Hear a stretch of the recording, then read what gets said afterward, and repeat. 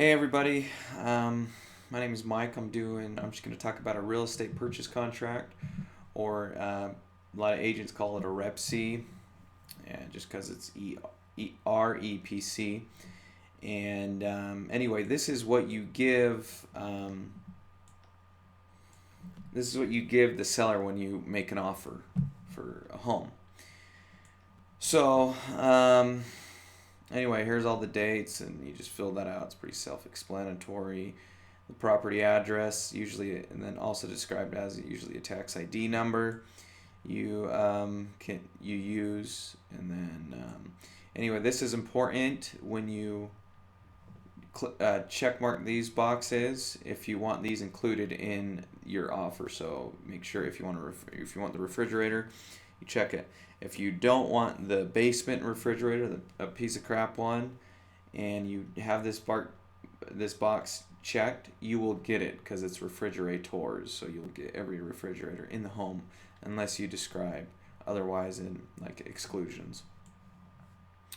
This part is important. This is your earnest money deposit, usually $1,000 or 1%, and make sure it matches this box too, because that's the earnest money amount as well. This is your loan amount. If the seller is financing, you fill this out, and you do an addendum with it. This is the cash that you will bring to make up the difference, basically your down payment, things like that. And then this is the purchase price of what you're offering. So make sure these all add up to this and initial. Let's see, this is HOA. You can offer to pay when you put in the offer, have seller to pay for the fees of that month, or you can split them. Let's see, this is talking about the escrow fees. Usually buyer and seller split those as well. And this is when you actually get physical possession of the property. You can get it upon closing, or so many hours or days, whatever you put. This represents who. This talks about title insurance. I'm just going to skip through some of the stuff. And if you have questions, you can ask me about some of the details. This is important, seller disclosure.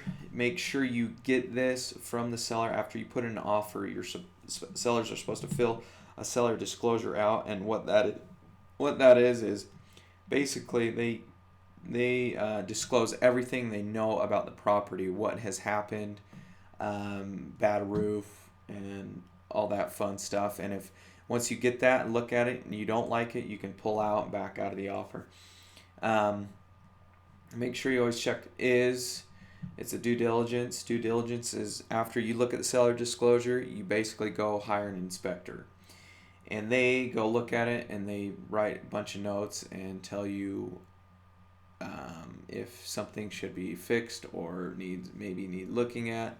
Anyway, and then you can back out depending on what they say, or you can keep going. After you keep going, you do an appraisal.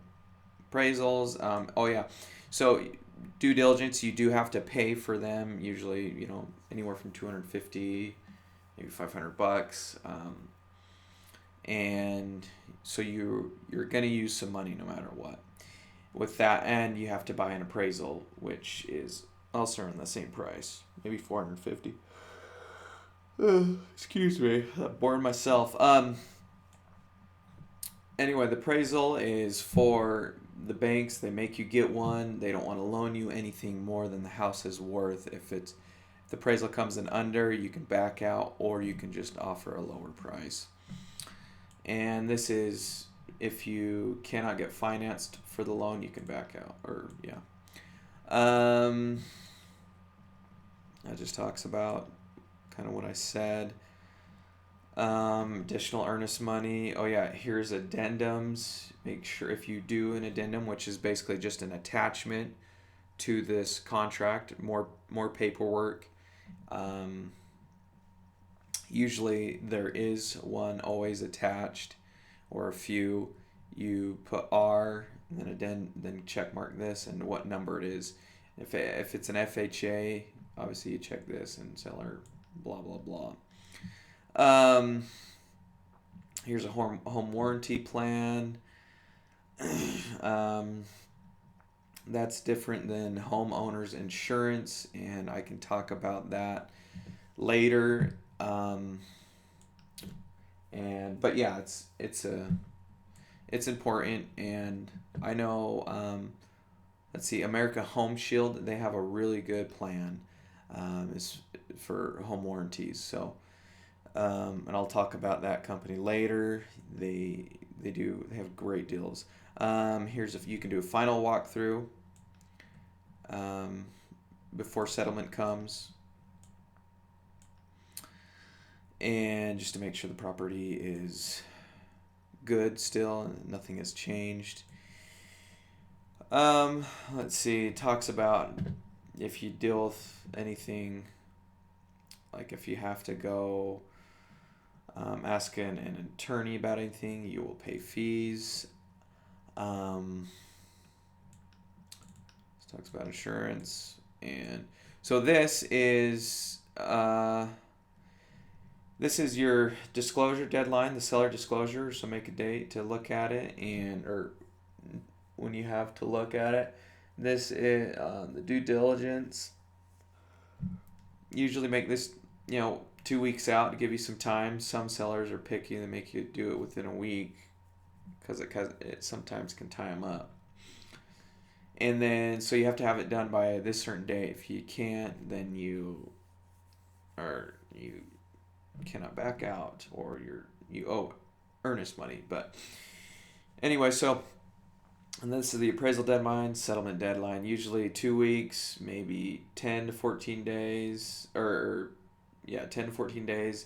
This is maybe 2 to 3 weeks out of the offer when you write the offer. That's what I mean. The settlement deadline usually 3 to 4 weeks out. And this is because so you can get the loan and everything. And that's basically it. And make sure, I didn't talk about this, you initial at the bottom of every page and you date it. If you have any questions, please just email or leave a comment. Thank you.